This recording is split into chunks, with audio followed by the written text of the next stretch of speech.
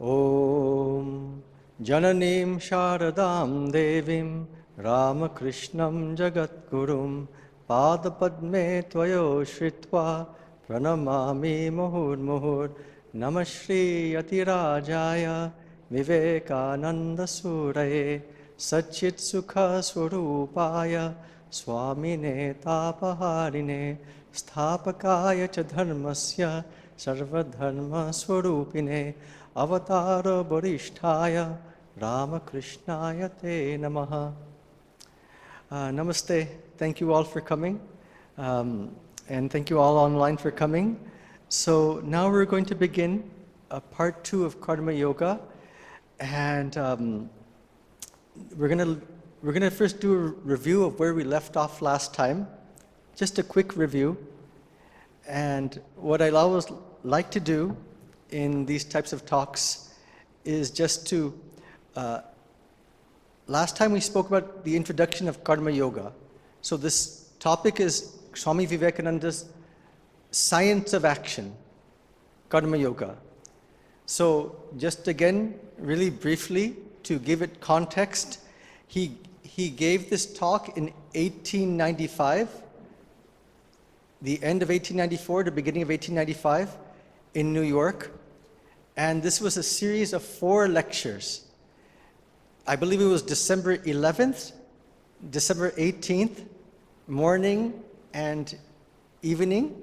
And then again, I believe on January 13th and 20th. In between this, he was also giving talks on Raja Yoga, Jnana Yoga, and Bhakti Yoga. He actually had a strong desire to get all of these into print before he would leave the States. So he was under a tremendous amount of pressure. Now, just to begin again, last time we spoke about again, when we talk about Karma Yoga, all of you have read the Gita here. So this is just a review. Can anyone say, what are the 4 different types of approaches to Karma Yoga in the Gita? Can anyone, you don't have to say the exact Sanskrit if you don't remember. Even anyone can say one sloka, or even in English. So one is this karmane vadikaraste ma phaleshu kadachana. So that is, one has the right not to the work, but to the fruits thereof. Okay, this is one type of Karma Yoga. Now, you would say that this does not fall in really, you can be an agnostic, meaning not believing in God, not believing in Vedanta, and you can practice this. According to Swami Vivekananda, this very path can lead to liberation. This is what Swamiji has said. Okay? So that's one approach. One has the right to work, but not to the fruits thereof. Here what he's talking about, the means and ends become one. The means and the ends. Give up attachment to the fruits of your labor. I would push, that's easier said than done. Back then and even now, it's probably the most difficult part of Karma Yoga, and we'll get into that. In fact, I would say, whether you're a devotee or a monk, when anybody tries to do Karma Yoga, this is the weak point. It's very, very difficult to give up attachment to work. In fact, Swamiji talked about this in the West, and it sounds so easy, so everybody would tell Swamiji, "Ha, Swamiji, ami jani, ami eta kota parchi. I know this, I can do this myself." Then Swamiji would later say in one lecture, how many people not I've met who said they can do it, but I've hardly met half a dozen people in my entire life traveling across the globe who are really able to put this into practice. This is something very subtle. It's not so simple. And the problem with us is that we take Jnana Yoga to be something very too hard. We take Bhakti Yoga to be too easy. And we also often underestimate the nuance of Karma Yoga. In fact, you could say it's as difficult as Jnana Yoga, as any other path. The only difference is that what? We're all fundamentally our swabhavika, we're all fundamentally suited mostly towards karma. That's one type, working without attachment to the results. Okay, this other type is there, that yoga staf kuru karmani sangam tyaktva dhananjaya siddhi asiddhayo samo bhutva samatvam yoga uchyate. So Krishna is telling Arjuna, perform your duty, O Arjuna, abandoning all attachment to success or failure. Such equanimity is called yoga. This equanimity. So the first one was more for agnostics. This second one, if I had to say which yoga this falls under, I would say, I gave a class on Raja Yoga. So many we might think Raja Yoga, right? Keeping the mind even keel in all circumstances. This is what we call Raja Yoga. I'm just saying that even within Karma Yoga, there's different aspects. There's different points of emphasis. This is something we don't understand. We always want to compartmentalize everything. You're a Karma Yogi, I'm a Jnana Yogi, he's a Bhakti Yogi, and he's a Jnani Yogi. No, it's not like that. What Swamiji is emphasizing again and again, we mentioned this I gave a class on Raja Yoga. In each of the yogas, he was very practical. So in each of the yogas, he always wanted us to integrate the 3 H's. What are the 3 H's again? Head, hand, and most importantly, heart. In Western psychology, they call that thinking, feeling, willing, and doing. Okay, so that's the second type of yoga in the Gita. The third type is 3.28 to 3.29. Tattu vittu mahabaho guna karma vibhagayoho guna guneshu vartanta iti matva nasajjate.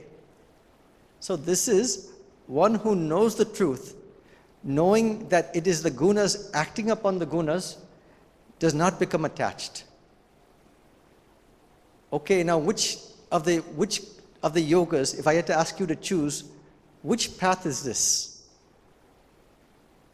Knowing the gunas, resting upon the gunas, one does not become attached. This is the path of jnana, the path of Advaita Vedanta. This is witness consciousness, watching the gunas upon the gunas, acting upon. Dr. Kumar there, he's our doctor, so that type of attitude, you just see the gunas acting upon the gunas, not getting attached. If the gunas insult me, it's just a play of Prakriti. Why should I get involved? I'm the Purusha watching everything. The last one, Gita 9.27. Yat karoshi rashnasi, yat chuhosi dadasi yat. Whatever you eat, whatever you sacrifice, whatever you give, whatever your austerities, do them as an offering unto me. Okay? So this is now what path? This is the path of bhakti. Yes, this is the path of bhakti. Let me I forgot one thing, excuse me. So this is the path of bhakti. And in the path of, so I've mentioned what are the different paths I've mentioned.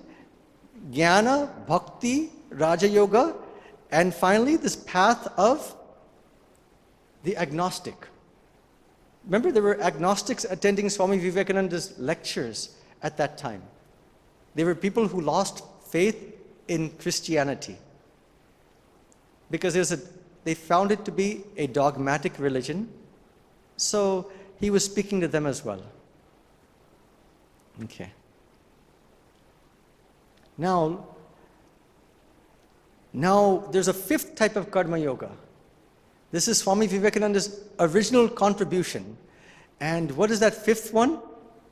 We often quote it. Can anyone say?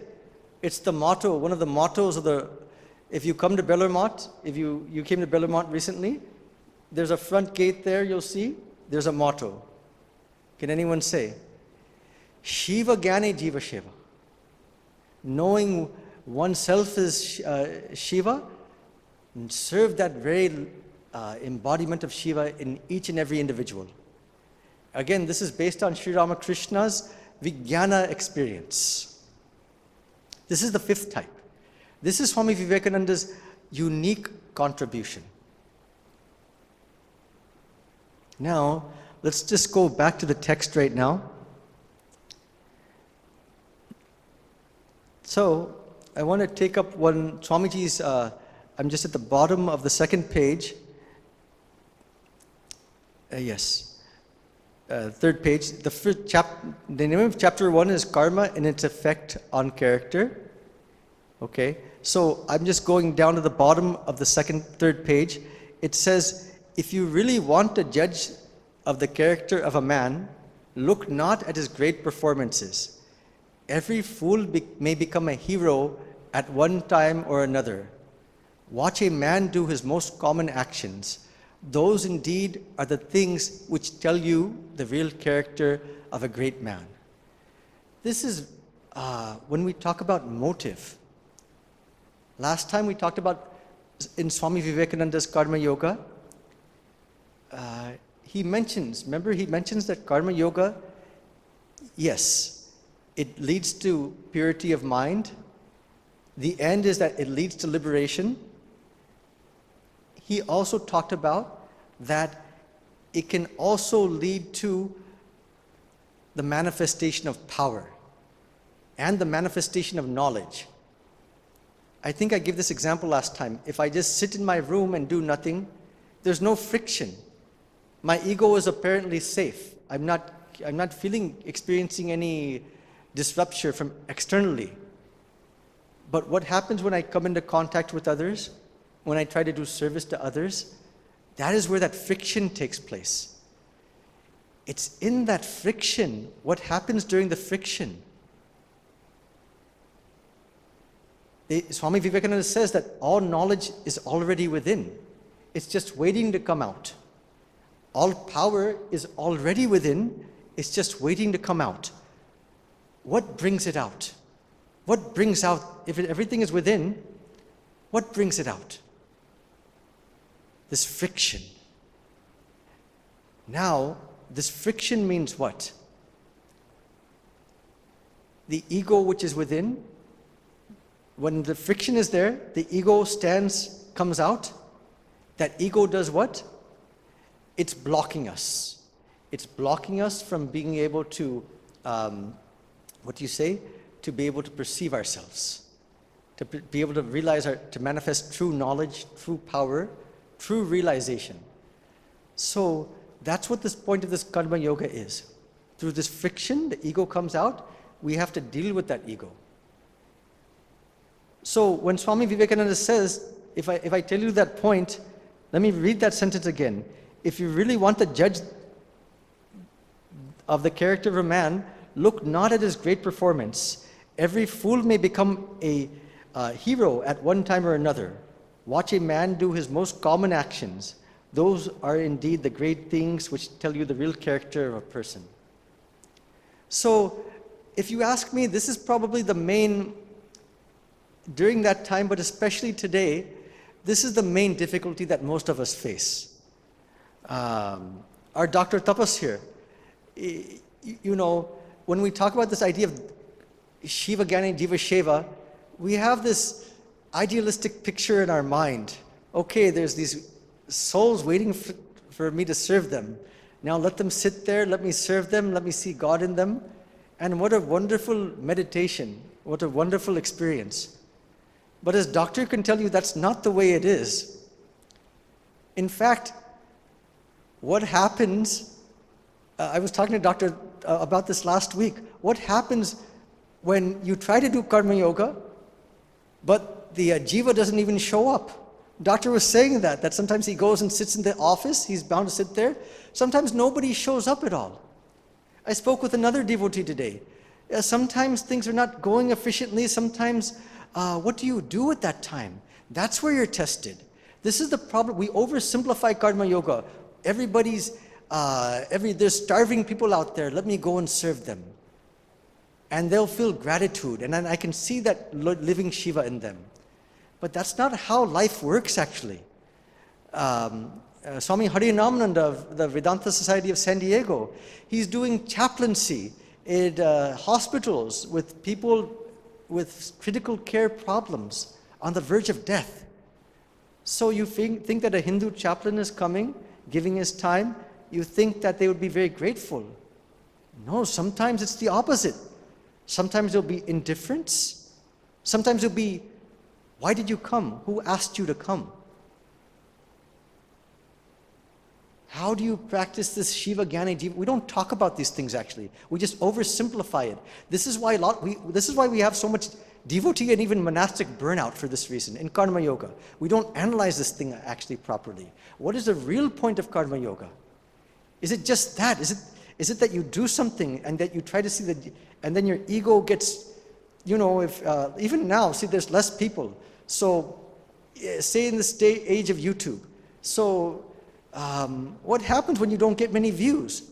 Many people now do, Swami Vivekananda is talking about this in the motive.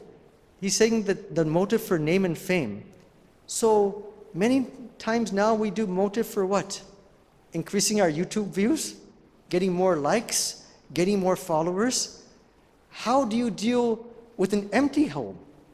How do you deal about it when the jiva doesn't even show up? Do you understand my point? This is the reality of Karma Yoga. What if you're a bhakta, you cook for the swamis? We have a devotee coming from Australia, another from Singapore. What do you do when you cook for the swamis? They don't even give you any acknowledgement, You really prepare day and night you prepare. We're not looking, but okay, you looked at a picture of Thakur, you tried to do your best, you did your japa as you prepared. Afterwards you serve it. Nobody says anything, or worse yet, they might give some criticism. How do you deal with that? One Swami, Ramananda, he did this Asilamar retreat.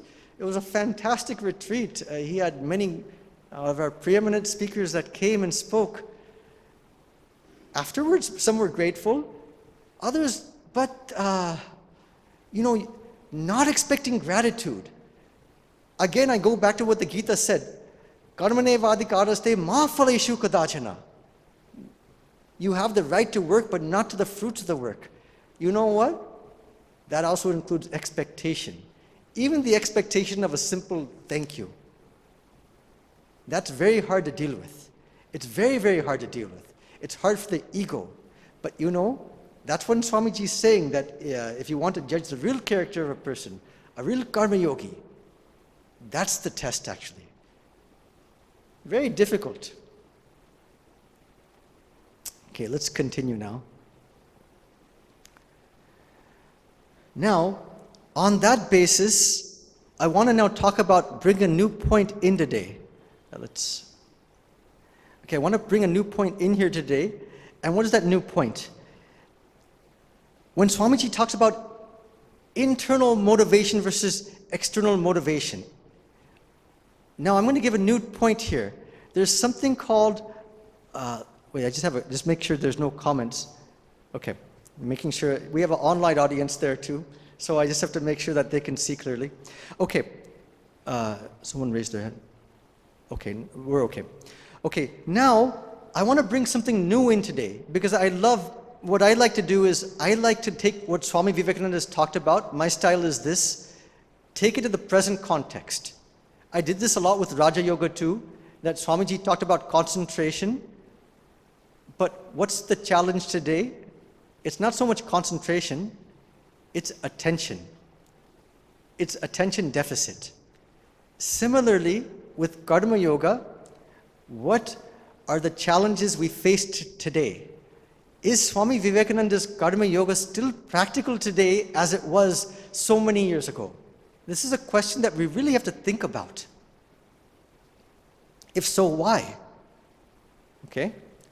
Now, I want to introduce a new concept, because I feel Swamiji, what he talked about, and I mentioned this in Raja Yoga, many of the points he talked about later on were elaborated upon by whom?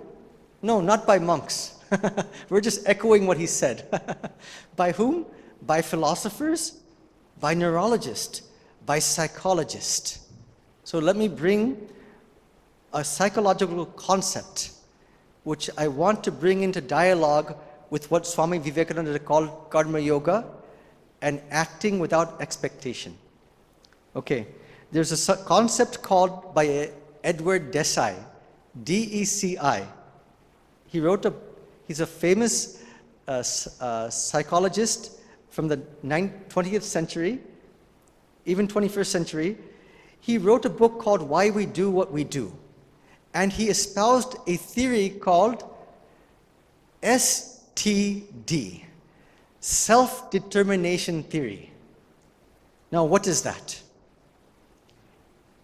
Before I get to that, in this self-determination theory, he talked about a term called intrinsic motivation. What is intrinsic motivation? It refers to the spontaneous tendency when engaged in activity to seek out novelty and challenges, to extend and exercise one's capacity, to explore and to learn. This is the purpose when we engage in activity. I'll go on, I'll elaborate upon this. So intrinsically motivated, people engage in an activity because they find it interesting and inherently satisfying. By contrast, when extrinsically motivated, people engage in an activity to obtain some instrumentally separable consequence, such as the attainment of a reward, the avoidance of a punishment, or the achievement of some valued outcome. So maybe I'm giving this talk right now, and maybe one day nobody shows up. So then there's no praise, there's no blame, right?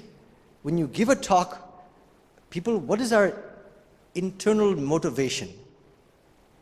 People, same thing as when you cook a meal for the Swamis. You want some praise, you expect some gratitude. The ego should be massaged. Now, what Edward Deci, let me just explain one thing. They did one experiment. They did an experiment, and it was this experiment. They put a group of two groups of students. One group of students was, they paid them money, and they would be on the computer engaged in doing puzzles, solving puzzles. There was another group of students, they did not pay them money. They just said, you also solve the same puzzles. Okay? Now, they gave each of them a break. During the break, what did they find? Those people who they paid money to solve the puzzles, during the break time, they were just talking with each other, looking at their phone, doing whatever. Those people who they did not pay money, during the break time, most of them continued to work on the computer, try to solve the puzzles. What do we call this? Positive engagement. Is that clear? From this, they made a finding that if as external reward goes up, I'll give them like one Roshogola. If external motivation goes up, intrinsic motivation comes down.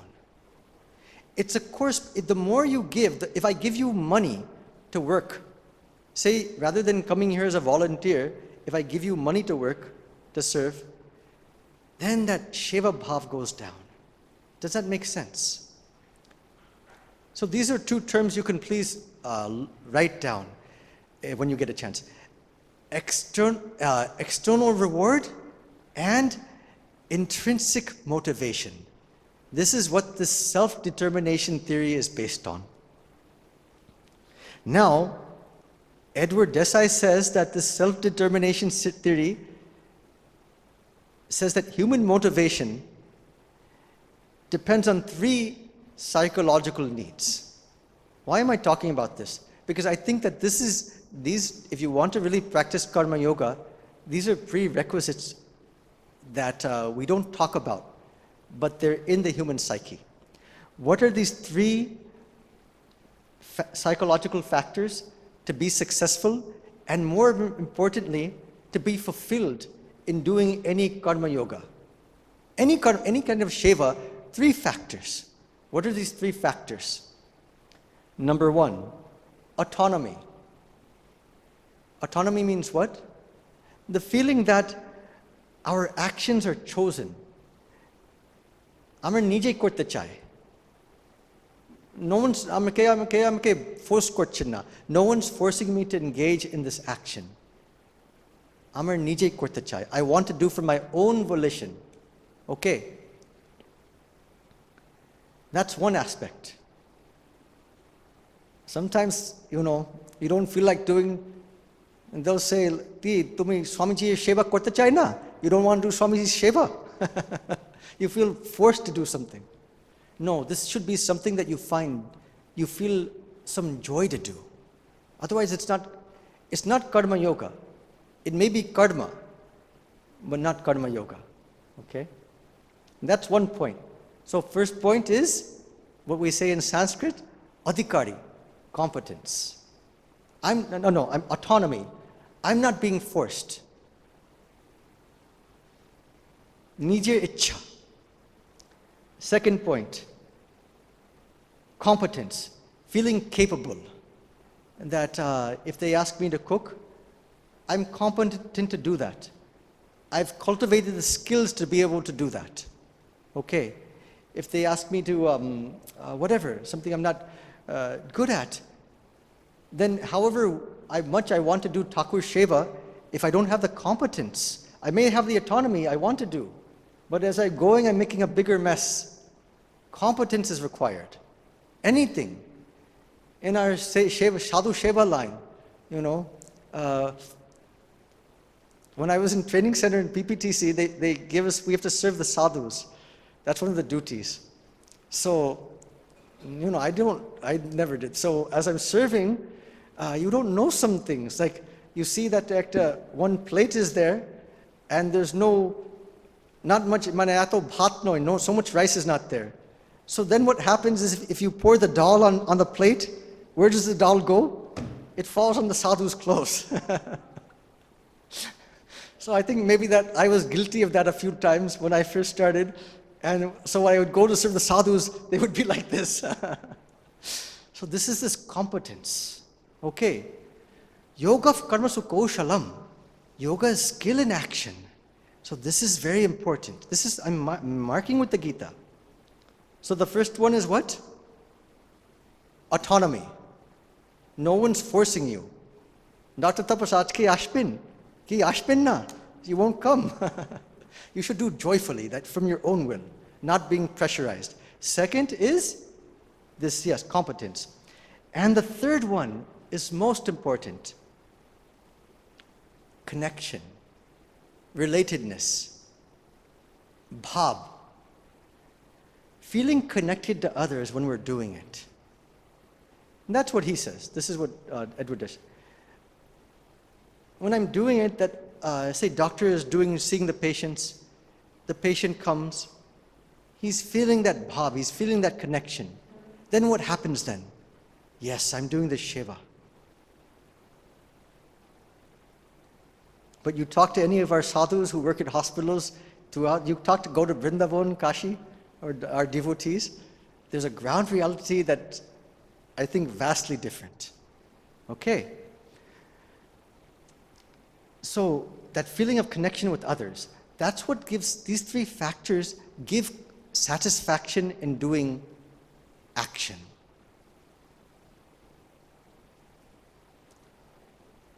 Now, that being said,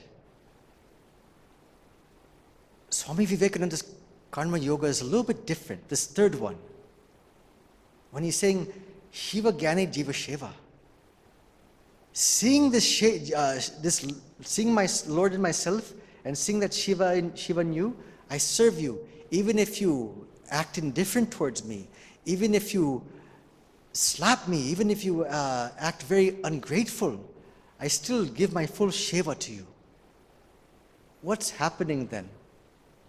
Again, going back to what Swamiji says. He says that karma, he says it gives liberation. Okay, forget about that. At the proximate level, through this friction, it produces two things. What are those two things? I mentioned knowledge and power. These two, Shakti and Jnana. How do these two things happen? Ego comes out. I face the ego. The ego blocks these things from coming. I apply my discrimination, remove the ego. How many of you have met sadhus like that? Or not sadhus, anyone. That Bhuteshananji, Ashokta, you met Bhuteshananji. What Ashokta would say about Bhuteshananji, Maharaj, Jato Ananda, so much filled with joy and bliss. Why? Is that coming from outside? That's coming from within. But something is not blocking it. What is not blocking it? That ahankara. Okay. So this is our real karma bhumi. It's not that when we have thousands of people praising us. No. That's a different type. If we have that, that's a different type of, then you have to cultivate the ability to digest that. That's a different type of challenge. So there's challenges on either end of the spectrum. Let's continue.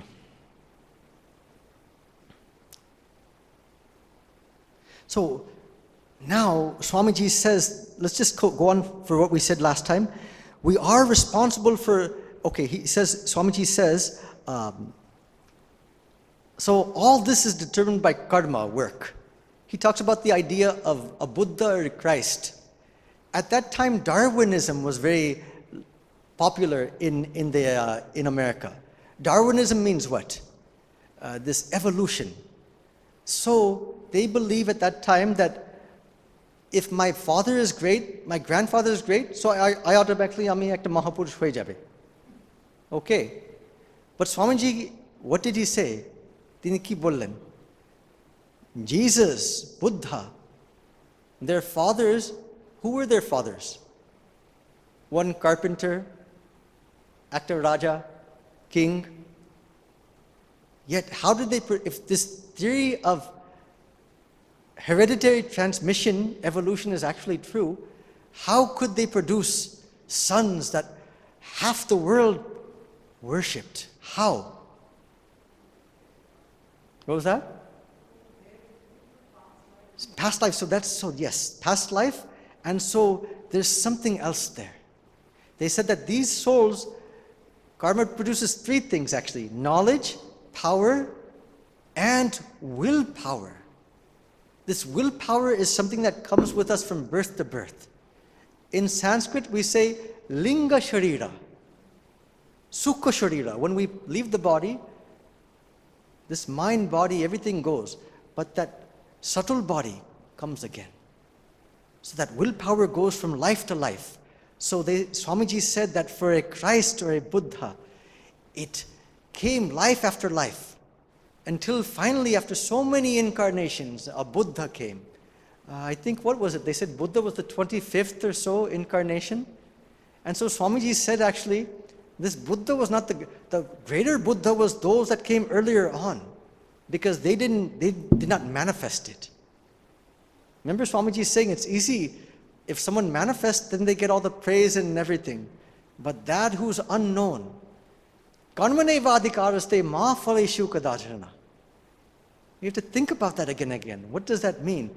Having a right to the work, but not the fruits. Giving up all idea of gratitude. Whether the Shiva Jnane Jiva Seva, whether Shiva thanks you or not. Holy Mother said this. Ma ki bollen. When Thakur was in Kashipur, tokon eto lokjon ashini, not many people came. Tarpore, when Swami Thakur left his body, Ashokta, Atho Lok Jon, so many people came. Then Ma ki bollen, what did she say? It's easy to worship somebody when it's just a picture. Because you give the food, you get the food back. It's difficult to serve a human being. How many of you have heard of Ban Bihari Maharaj? This great soul in Kashi. If not, I ask you, please look him up. He lived in Ashokta. Did you ever meet him? Ban Bihari Maharaj. They call him the living Shiva. He was a sadhu living in Kashi. I think he passed away in the 1990s. They called him Jayanta Vishwanath, living Vishwanath. They said that when he would serve people, his duty was actually, someone had a wound on his hand, he would take this alcohol, doctor, treat the wound, put the bandage, something like that, in very unhygienic circumstances. You know, our hospitals, they're not like Apollo. But you know what people who would go there, what they felt at that time? You know that Tanmatra, when you go inside Belurmat temple, at Tanmatra, one spiritual vibration is there. That spiritual vibration, rasa, taste, gandha, smell, sparsha, touch, you all feel it. When you go to Kamarpakur, you feel that. The moment you enter, you feel something. They felt that. Watching that sadhu serve that, watching that sadhu serve that poor person, they felt that vibration there. This is actually what you call this Shiva Jnane Jiva Seva, the living manifestation of that. I met one sadhu, his name was Govinda Maharaj, Anpur. Did either Dr. Tapas or Ashokta, you met him? See, I remember one time some devotees came. At that time where Holy Mother's room was, they came late at night, maybe like 12 o'clock at night. He met them. He put them in the room. The next morning they woke up at like 4 o'clock in the morning to go to Thakur's Arati. When they woke up, they come outside, they see him waiting with tea. They see him with tea in his hand. He wants to serve them with tea. In the early morning. This is this Shiva Jnane Jiva Seva, that they can't help it. They must do. Their very bones, this is their meditation.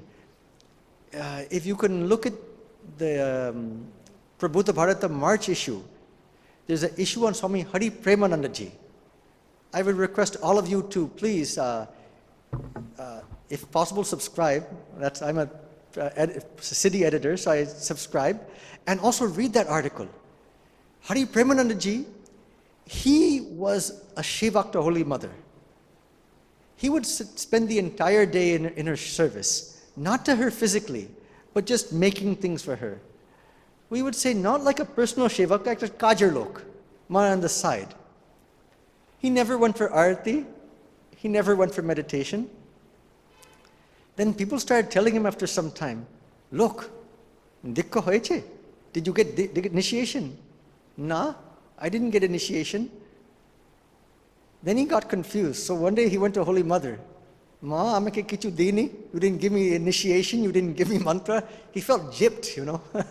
What's Mother doing? Is she just extracting work from me?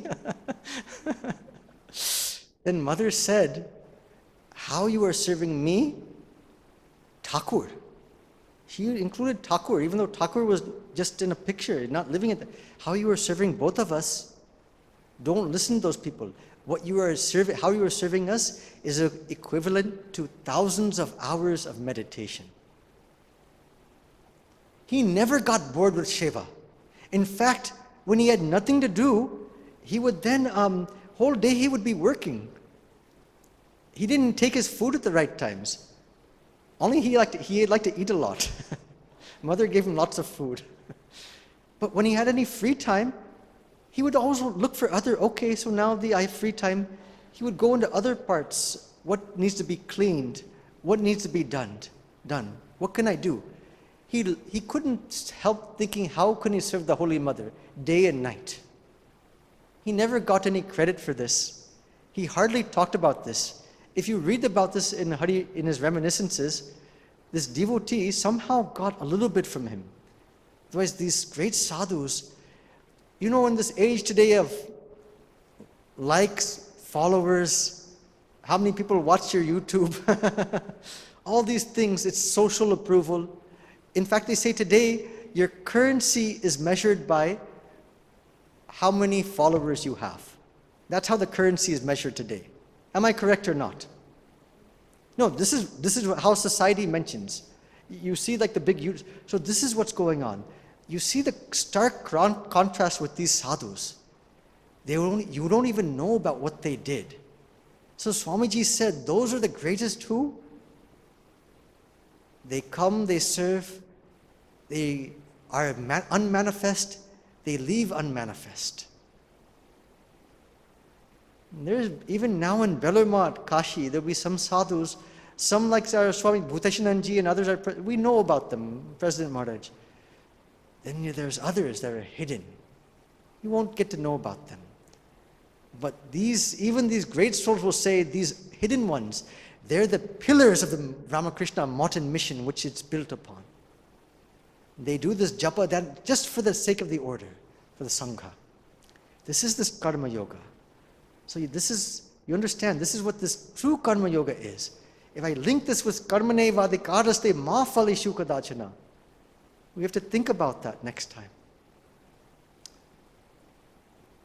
Okay, Swamiji now goes on.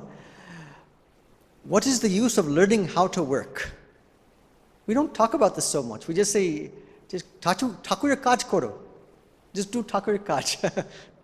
But no, there's a systematic way to do that. How to do it? Remember, that's what Edward Deci said? Competence, skill in action. So Swamiji says, it's not just skill in action. It's learning how to not fritter away our energies. Swamiji uses this language here. There is such a thing. What is the use of learning how to work? Everyone works in some way or other in this world. But there is such a thing as frittering away our energies. What does he mean by that?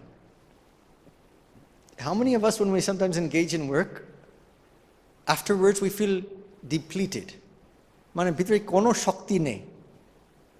We feel no energy, ekdom klanto, ekdom tired, we can't move. That should not ideally happen with a karma yogi. This is what Swamiji is saying. If we do it properly, this is our goal, that there's a way we have to understand how to work. What does he mean by how to work? Again, going back to the karmane vadikaraste mahaphaleshu kadachana, not having attachment, letting go of all attachment to the work. That what is it that fritters away our energy, our expectation?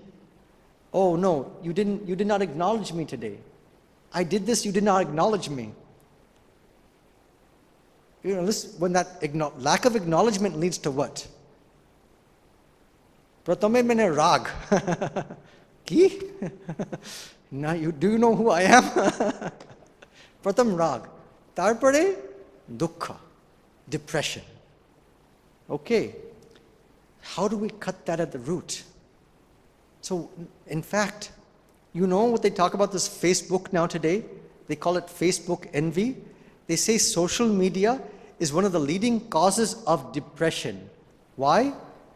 When you look on Facebook or whatever, social media, everybody always puts the best pictures of themselves. They're going here, they're going there. Ashokta is going to, all over India, and we're stuck here, we're watching him. He's having pictures with different sadhus. So we feel kind of grateful, but at the same time we think, I'm stuck here. They call this Facebook envy. This leads to jealousy. This is a leading cause of depression today. So otherwise you might give a talk, you might give a work, You might cook something. See that you cook something for the Swami, somebody else cooks something. Everybody's praising the other person, not you. How would that make you feel? Huh? It's tough. See, Dr. Tapas, he's doing service. Ashokta is doing service. So another doctor is there, and they're, oh, you've come. And no validation. So this is the difficult thing, actually. So Swamiji is saying, this fritters away our energy. You know, this energy is linked to this vichara. Everything is linked together. Karma is linked to jnana. What I'm talking about now, how am I going to overcome this? Afterwards, after this talk or whatever, if someone writes a comment, oh, I didn't like the talk, how am I going to deal with that? No one else will help me. I have to apply my own viveka, discrimination. This is where you see how all these different things are linked together. Knowledge with action, knowing how to work, learning how not to fritter away our energies. This is part of the path of jnana. At the same time, this is one complaint. Sometimes people come to Ramakrishna Mats even, they say, sometimes we treat people harshly. That's also not right either. Any ashram. So that's the third H.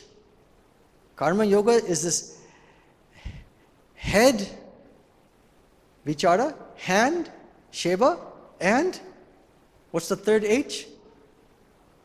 Hriday, heart. That bhalavasha bhav. Oh, that's very important too. Otherwise that hurts the most. Actually, if you ask, that probably hurts more than all the others. So you see, even in anything karma yoga, all these three things are linked together. Edward Desai said this autonomy. I'm doing this because I want to do it, not because you're asking me to do it. Okay? This second element is what? This competence. I'm skilled at doing it. And third element is relatedness, feeling, connection. When I'm doing it, I'm feeling a connection with you. That heart-to-heart connection. Then that becomes something powerful. Shiva Jnane Jiva Seva. You understand? These three elements are there. We won't always get, especially the third. So this is why we have to, when we engage in these actions, we have to look at it like this. We have to look at it as a challenge. Okay, good. Let people not come. Let people, they don't come. How is my mind going to handle it? In every karma yoga, there's an objective and a subjective aspect. The objective is something that is for the outer world to see. Maharaj, apni khub bhalo bolechen. That's the objective aspect. You spoke well. But the real karma yoga is what? The subjective aspect. That's the aspect that nobody will see. In fact, a lot of this sadhu life, I served one great monk in my order, in our order, Swami Swahananda Ji. I don't know how many of you have heard. Swami Vivekananda Maharaj's disciple. He was in Hollywood. And I really used to remember, externally he had one life. He was calm, powerful, very dynamic. So everyone used to have so much love and respect for him.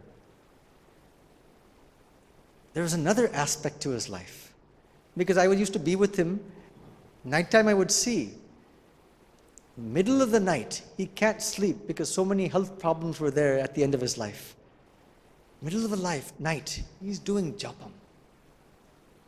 Either consciously or unconsciously, always doing japam, always engaged in thought of Mother Thakur Swamiji. This is the subjective aspect. We only get actually credit for the objective, the external aspect. But which do you think is more long-lasting? Which do you think is more powerful in our sadhu life? This subjective aspect. So Swamiji said in one place, if you really want to grow spiritually, where they torture you, where they speak ill of you, not that you'll give a hit back, but how much can you tolerate? One monk, Swami Vivekananda ji, He's 92 years old. I don't know. I wish you could all meet him. He's in San Francisco. He's not a German Swami. He's a disciple of Swami Ashokananda ji. He came from Nazi Germany. His parents were Jewish. His parents were killed by Adolf Hitler. As a young boy, some nuns, Catholic nuns, they snuck him to a small underground network to America. Later on, he became a nuclear physicist professor at Stanford in San Francisco. Then one day he heard Swami Ashokananda ji speak, and everything else he renounced. He became a monk. I was very close to him. I am very close to him. So he used to, one unique thing about him, those who have known him, some maybe 70 years, he's now 92, not once in their life did they ever see him even lose his cool, his anger. Something quite remarkable. So he used to always tell this joke to me. He says, brother, if you really want to grow spiritually, you know the best way to grow spiritually? When people don't know you're there, but you're there, and they start talking about you. Just be there and listen. You'll grow spiritually. Kano? You'll hear all types of things about yourself, and you'll be forced to strengthen this power of discrimination, detachment. Thakur barbar kotomita bollen, ei jogote keo nijer noy. Nobody is here. Kintu Thakur also bollen, Shiva Jnane Jiva Seva. Serve everyone, serve that living Shiva, but consciousness is everywhere. So this is this power of karma yoga, cultivating this power of detachment, virag, and at the same time, expanding that power of attachment, seeing that consciousness everywhere. Bangla ki? Anurag. Virag and anurag. These are the two challenges of karma yoga. Okay, so today I'm going to close with that. And I thank all of you for joining. And let me just first do a real quick conclusion about it. So we talked today about we just did a revisit about Swami Vivekananda's Karma Yoga. Just that one phrase, that anyone can be a hero in a perfect setting, but see a person who gets criticized, who doesn't get any validation, who does the most common actions, how they act then. We talked about 4 different types of yogas, karma yogas in the Gita. The path of non-attachment, the path of sakshi bhav, of acting as witness, the path of bhakti. Anything I do as an offering to you. The path of Raja Yoga, keeping calm and quiet, not reacting. And the 5th path, which is Shiva Jnane Jiva Seva. Swami Vivekananda's unique contribution. And then we talked about Edward Deci, the book you can, if you're interested, Why We Do What We Do, the self-determination theory, that in order to actually have the proper motivation for karma yoga, it aligns with this. You need these 3 things to find fulfillment in any action. One is autonomy. I'm working because I really want to do it. Antrik teke korte chai. From inside I want to do, not because you told me. Let me push back on that. For sadhus or even devotees, we don't say, if a senior gives me a command, do something, just do it. I give up my likes and dislikes. Is that clear? I give up my likes and dislikes. I do it because I'm doing Thakur Seva. I'm not doing it to please that person. Ami Thakurer jonno korchi. I'm doing this to serve Thakur. That is why I'm doing it. So that's one distinction for our devotees and monks, that no, even if we don't want to do it, if somebody has asked us, if someone, a monk or whatever asked us, okay, this is Thakur Ichcha, let me try. Joy comes from that aspect, that attitude. So that was autonomy, the feeling of freedom. In fact, Sister Nivedita used to say that true freedom lies in perfect obedience. Autonomy, competence. I'm skilled to do something.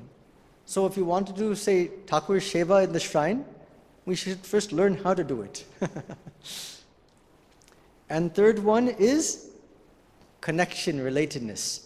We can include bhav into there.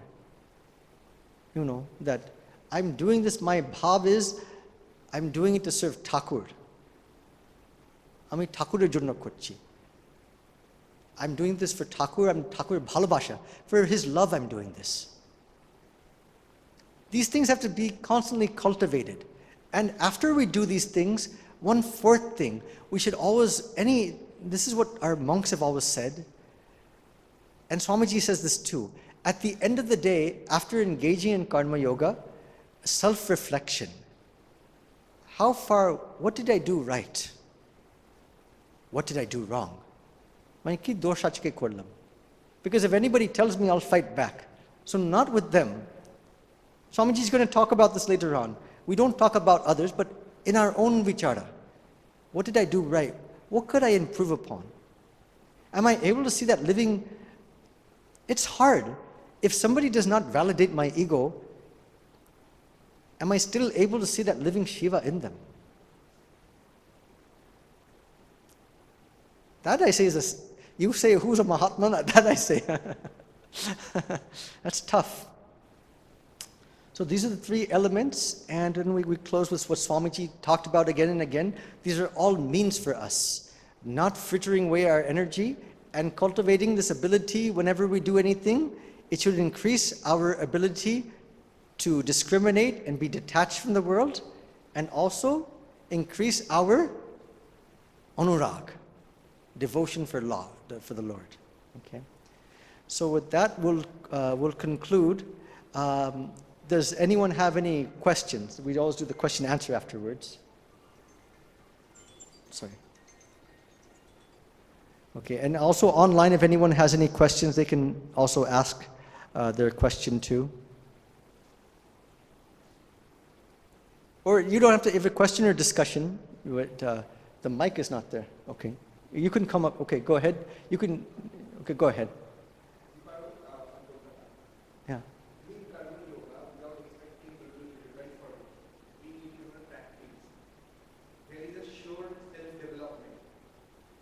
Yes. In terms of like a person has started with eggs and why there is a huge development. Mike. Okay. Development in him. So that development is it not like very selfish because he's doing selfless. Hello. He's developing himself. Yes, so that's a good question. So the question is that in doing karma yoga, what Swamiji says is that as if we do it properly, this power increases and this willpower increases. And so it does not become one to then become selfish. That's the question. And the answer is just as in any yoga, Raja Yoga too, it's in Yoga Sutras in chapter 3, that if you get these siddhi powers, which is what you're kind of describing, that can cause selfishness. That's why the most important thing we're emphasizing in karma yoga again and again is this motivation. What is the motivation? Is my motivation Shiva Jnane Jiva Seva? That I want to feel that God in everybody. Whether my ego gets acknowledged or not, I want to serve that living divinity in everybody. So that's why every day as we do this, it's actually not true karma yoga, unless after we do it, we do that analysis. You got my point. How far did I do it? We're not going to get 100%. Maybe it might be only 10%. How far did I proceed in that ideal? It's the highest ideal, karma yoga. That end is our goal, seeing and experiencing that consciousness everywhere. That's the ultimate aim of karma yoga. These are just byproducts, but they should help us towards that. Thank you. Yes. Give the microphone, please, because we have people. And then I'll take the question online after that. I see the online questions, and I'll take your questions right after this. You say the connectivity or connectedness with the other person is important. Does that not mean that that person reciprocates, or like you said, you want gratitude back? You don't want anything. You just want them to say thank you. Yes. So that's a good question. So the question is this: that I'm just saying the online here. So when a person, the third element of what the Edward Deci talked about was this reciprocation. It actually was relatedness. I do something and I get reciprocated. Ashokta comes, Ashokta kemon achen? Some bhalabasha, he's coming all the way to the ashram. Do we acknowledge that? And what happens if we don't? How does that make us feel then? Or Dr. Tapas working in the chamber, nobody comes that day. Or somebody comes and they act very rude to him. So this is where Swami Vivekananda differs from this Edward Deci. He talks about reciprocation. In Karma Yoga, if I go back, karmanevadikaraste ma phaleshu kadachana, giving up that attachment. That's one thing that we have to give that up as karma yogis. We have to give up all that attachment to the world. Until we do that, and it's better to do that earlier than later on. Ultimately, today or tomorrow, we'll have to give up that attachment. Whatever bhalabasha you may get, whatever grina, whatever hatred you may get, we have to give that up. There's no other way, actually. Life will teach us if we don't give it up. Swamiji used to say, if we don't give it up willingly, then life will force us to give it up. Who doesn't agree with this? We did not expect, we did not want, no. Not even that. Sometimes you get sued afterwards. Sometimes, now you do something and then they do the opposite. They want to make more trouble. So, this is the thing that this is, what it is. In this karma yoga, there's lessons to learn. Why does Swamiji always emphasizing again and again? I want all of you to read again Karma Yoga. Read it through this prism, not only of just karma, but jnana, bhakti, especially jnana. Why is Swamiji again saying it again and again? In every action, there's a lesson. In every blow, there's a lesson. Is my mind subtle enough to catch it? It's like in Raja Yoga, they say dharana. Can I hold it? Can I assimilate it? And most importantly, can I learn the lesson? Why does our karma keep repeating again and again from lifetime to lifetime? Why? Why is that? We don't learn the lesson of life. Right? You look at most of our actions, most of our suffering, a lot of it is cyclical. It's recycled in different ways. So our thing is, and we have to learn that lesson. Okay, I'm going to get the questions online, but just Dr. Tapas has one. Rakesh, Didi. I don't want to ask a question. I just like to comment on one thing. Okay. Thing. Yeah. Speak in the microphone, please. So, you know Vidyasagar? Yes. Isha Chandra Vidyasagar. He used to do a lot of philanthropic work. So, and he used to get rebutted. So once somebody had criticized him very heavily in a particular newspaper. Then when he met him, he said, you have criticized me so much, but I didn't do any good to you. So why did you criticize me?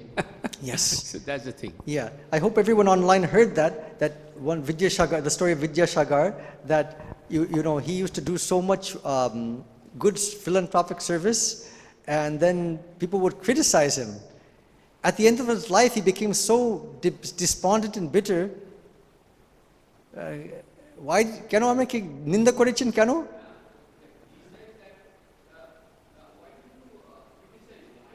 No, actually he said, why did he criticize me? I never did anything to you, but any good, he only did good. So this is the thing. So this is exactly the point. And this is what Thakur in the Gautamrita bar bolechen. Keo nijir noi. So how do you work? Actually, Nasir moto, as like a maid servant. Amar Hari, Amar Abhayesh, they're like my children, but Bhitre Jane, inside the heart, Keo nijir noi. Never, nobody is your own. Shokta now has his grandchildren, but everyone's coming and going, is it not? Everyone's coming and going in this. All of us, if we look at our own life, how many people in our life have come and gone? We apply that vichara, so that's important. So good, thank you for that. Okay, let's see. Serving without expectation, okay, performing duty. How to study as a karma yogi. So how to study as a karma yogi? So that again, that's a good question. And I think that what they say is study as a karma yogi. Thakur said the Katamrita, Javad Bachi Tavat Shiki. As long I live, so long I learn. That means what? Not acquiring knowledge, ami gyani, to increase our ego.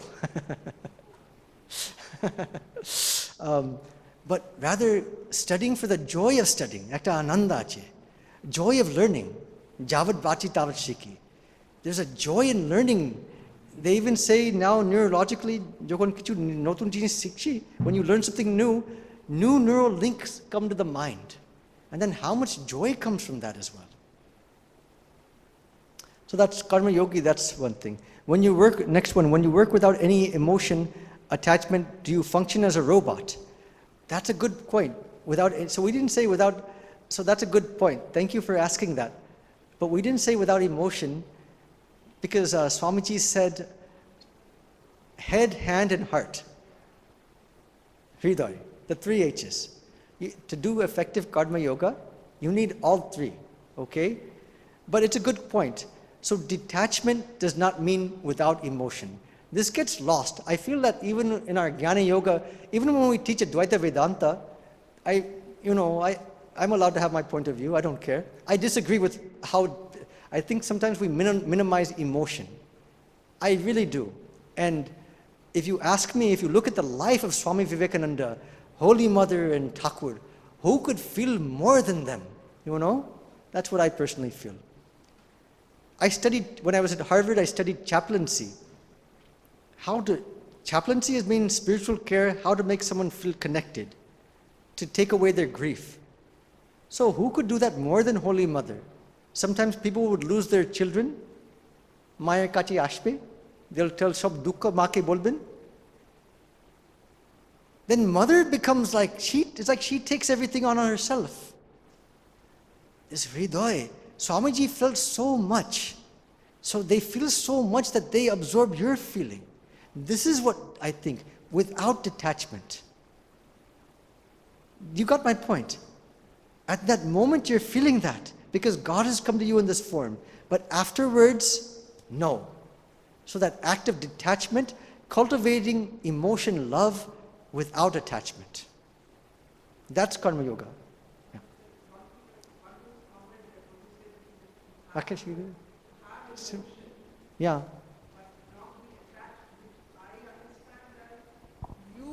You be kind to that person. Yes. I think attachment happens when you expect something back from them because you're being kind to them.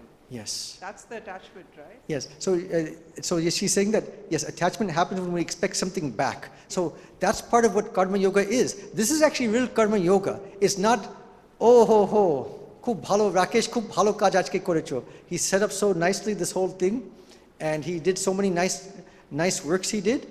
No, sometimes it's how to increase this power of detachment. I'm no longer expecting you to say thank you. But in spite of that, I see that Lord living Shiva in you. I not only see, I feel that. Forget seeing. I feel from my heart. And if you come in my presence, then you feel that too. And the question I wanted to ask you is, when you said that, the heart is Please speak in the microphone. The heart is very important. Yeah. So you said that if we treat someone with disrespect or harshly, that hurts the most. But if somebody is doing that and you're feeling hurt, that means you have expectations from that person. Yes, of course. And so he's saying if someone feels that if you're feeling hurt after somebody does not reciprocate, then that you feel that causes that hurt expectations. You are absolutely right. And you know what? You know why that's karma yoga? Because you're getting exposed to that. So the process of karma yoga is that you should not that you should not feel that, but when we feel that, okay, I'm getting triggered. Let me apply my vichara now. Why am I getting triggered? This is like, we're not understanding that this is like meditation actually. How difficult it is to meditate. Same thing, otherwise why would Swami Vivekananda say that this can lead to karma? Not only chitta shuddhi, it can actually lead to liberation. Why would he say that?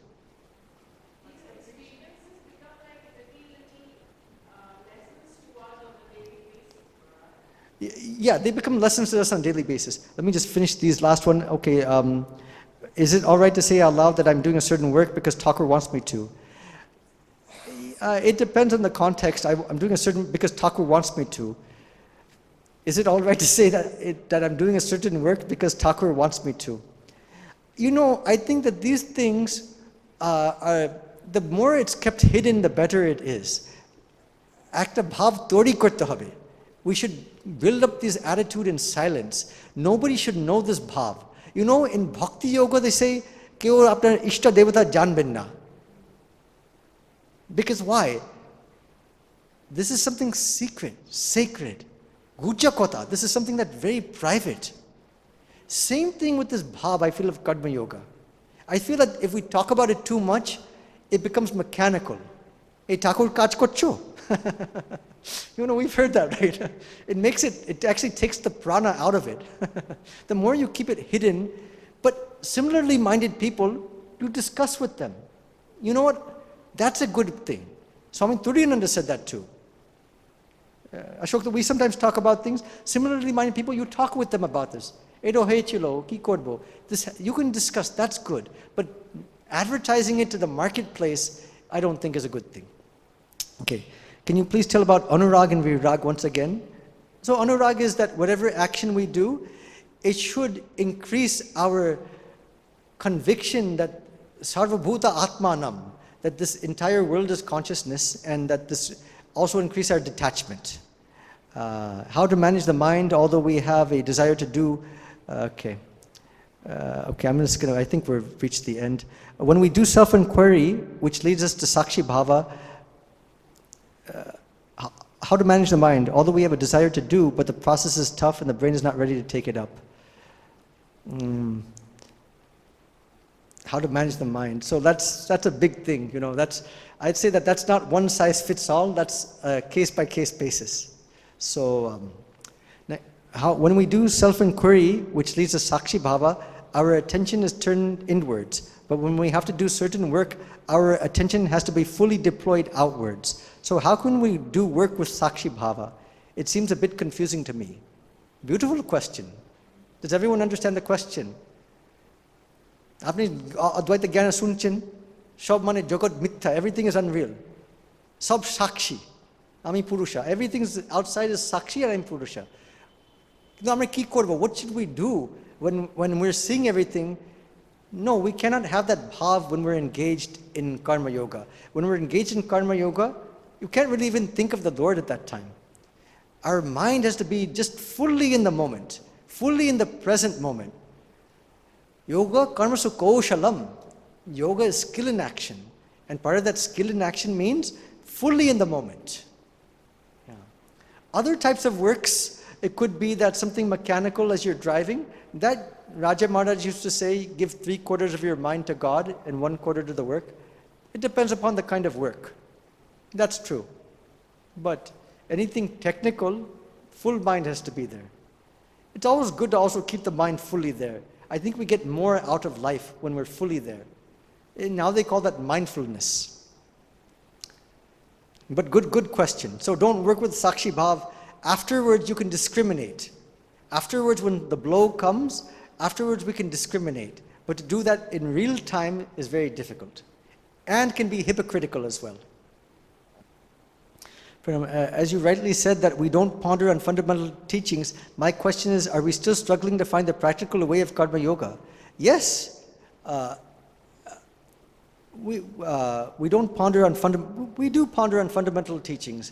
So I did not mean to say that we don't, but I just mean that we have to go a little bit more deeper, rather than always emphasizing the end, Shiva Jnane Jiva Seva, that's the end state, but looking on a day-by-day basis. When I do any work, how close am I to that? And if I'm falling short, why am I falling short? Applying our discrimination to that. Next one, when we fail to commit a task after taking of sankalpa, it hurts inside and causes suffering. What should be the right way of discrimination or applying our viveka here to console ourselves? I think that when we don't reach the goal, so it's a trick question. Part of it is we have to be detached. Other part of it is this karma sukoshalam. Is it also any part that I came up short? We have to be honest with ourselves too. That means that we try our best. We do our utmost. It's not that we don't prepare. We should prepare. Even with this talk, that's when karma yoga is there. See, doctor, he's preparing so much for the work. Ashokta, when he goes abroad, he prepares so much. For this talk, I prepare so much. For cooking or whatever you do, you prepare. When you prepare to the utmost, then you learn about yourself. And then you can then see, okay, I came up short. Why did I come up short? Okay, we're coming to the end now. So I think that that's about as far as we are. Thank you. And sorry for going over time today. So with that, I'll close today. Om Shanti Shanti Shanti Harihi Om Tat Sat. Thank you all for